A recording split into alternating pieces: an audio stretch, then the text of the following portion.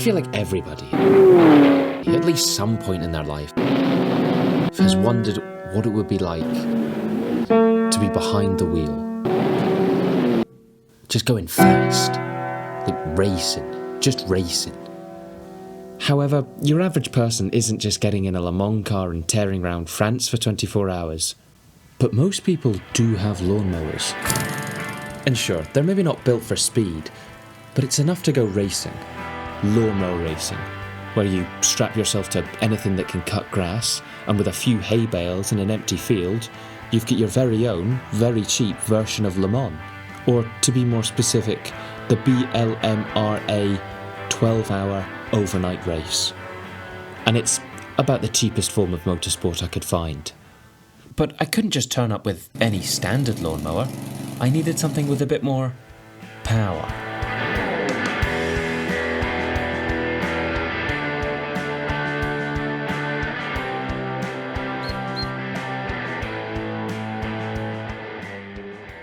However, this thing doesn't work. The wheels are loose, the lights don't work, I don't even know what this thing does. The engine won't move. I mean, the only thing that moves is the steering wheel, and that's great. So I need to fix this. And sure, I know how an engine works, but only really on paper. I know the intake draws in air, which mixes with the fuel and then enters the combustion chamber, where it explodes and pushes on the piston, and then is finally expelled through the exhaust. But anything more than that, and I don't really know. But that's just the engine. There's more to it than that. Not a lot more. I mean, this thing is just 4 wheels and an engine, but enough for something else to go wrong, as the starting procedure is turn the key, press the clutch, solenoid activates, and then the starter motor is dead, I think. I did test the starter motor, but that didn't go terribly well. See, the starter motor's job is to first spin the flywheel, which turns the engine and moves the piston and starts the cycle.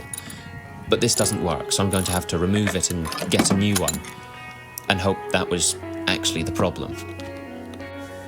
I went online and found a shinier version of the one I already had, and then realised I probably should have checked the clutch, and the solenoid, and probably the key as well.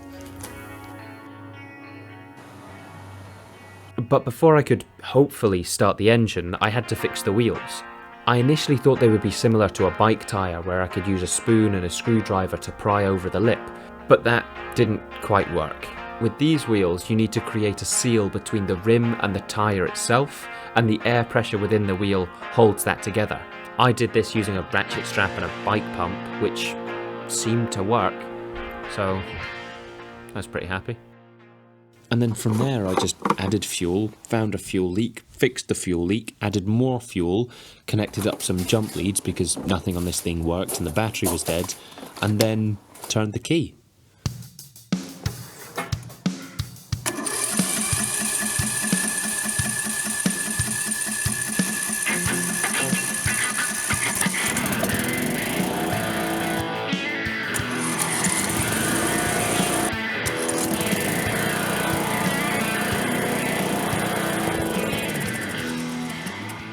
And it worked perfectly. Apart from the fact that when I took my foot off the clutch, it wasn't supposed to stop altogether. So almost perfectly. And then after scraping away maybe 50 years of crusty grass, I was able to find a switch connected to the clutch, which I think is a kill switch. Then I did the only logical thing and got a zip tie and some duct tape and just taped it in place. And I'm sure there's several good reasons why you shouldn't do this. I just don't know what those are. And the number of electrical cables on this thing that just lead to nothing, I'm not sure it matters. All I really care about is the fact that it worked. When I take my foot off the clutch, the engine keeps going. Or at least only long enough for me to take off the cables, and then it just dies. And I'm just left confused. Until I realised it had just ran out of fuel. So I filled it up, but it must not have liked the fuel I gave it because it didn't want to start at all. It didn't even turn over. Then it started making some pretty bad noises.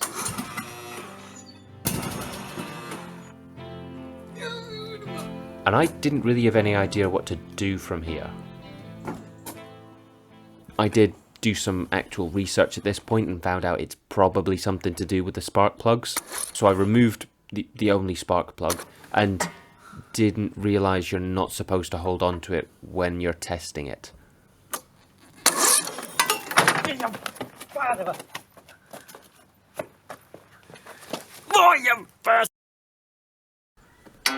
I was then able to successfully test the spark plug without causing myself any more grave bodily harm, but then I was confused because it worked. I was expecting this to be the issue, and then I was even more confused when I put it back in and the engine started working.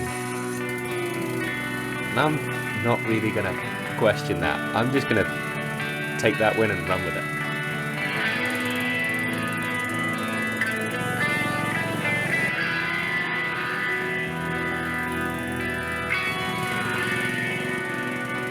And all I need to do now is make it fast.